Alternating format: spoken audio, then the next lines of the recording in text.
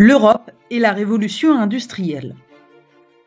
Le XIXe siècle est une période d'intense transformation en Europe, avec des transformations économiques, des transformations sociales et des transformations politiques. C'est pourquoi on va essayer de comprendre comment l'Europe se transforme-t-elle et pourquoi parle-t-on de révolution industrielle. Au XVIIIe siècle, la population en Europe est principalement une population rurale marquée par des moyens de production obsolètes et parfois même hérités du Moyen Âge. C'est à la fin du XVIIIe siècle que d'importantes découvertes et inventions font entrer l'Europe dans la révolution industrielle. On parle alors d'industrialisation.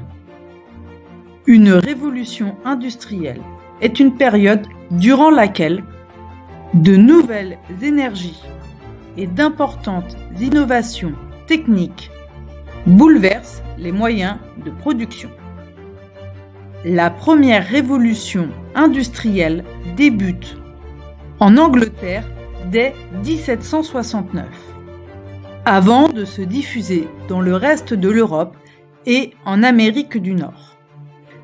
Cette première révolution industrielle commence par l'invention de la machine à vapeur par l'Écossais James Watt. Cette machine utilise une nouvelle source d'énergie, le charbon. Elle permet par la suite de créer de nouvelles machines, notamment la locomotive ou encore le bateau à vapeur. Avec l'invention de la machine à vapeur, les usines se multiplient dans les villes et à proximité des mines. Les échanges de marchandises et les déplacements de personnes sont quant à eux accélérés par le développement du chemin de fer.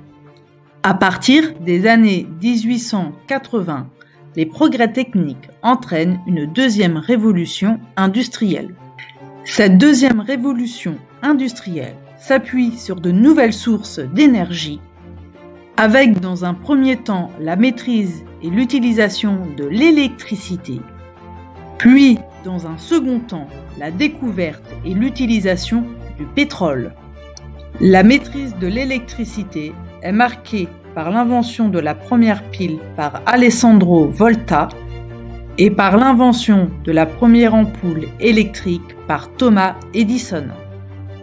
L'éclairage, le télégraphe ou encore le téléphone sont par la suite développés grâce à la maîtrise de cette nouvelle énergie.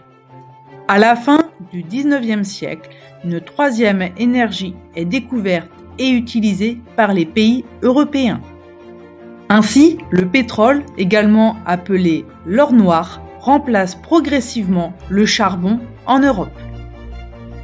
Cela amène à la mise au point des premiers moteurs à explosion et donc des premières automobiles. Ce qu'il faut retenir pour cette partie. Le XIXe siècle est une période d'intense transformation, marquée par deux révolutions industrielles entre 1769 et 1900. Cela passe par l'utilisation de nouvelles énergies, le charbon, l'électricité et le pétrole. Ainsi, de nouveaux outils sont créés.